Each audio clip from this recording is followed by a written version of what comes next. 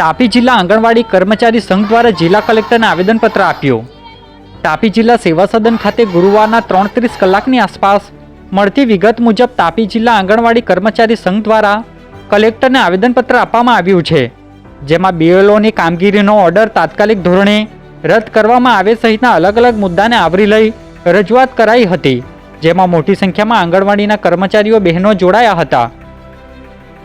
અમે બીએલઓ ની કામગીરી કરવા તૈયાર છે, આઈસીડીએસ ની પણ કામ કરવા તૈયાર છે, પણ અમને લેખિતમાં કોઈ પણ બે વિભાગમાંથી એક વિભાગમાંથી લેખિત જોઈએ કે કોઈ પણ એક કામ કરી શકીએ। અમે બે કામ એક સાથે કરી શકાતું નથી અને અધિકારીનો ટોર્ચર પર ટોર્ચર થાય છે, તો અમારાથી કોઈ પણ એક જ કામ થશે,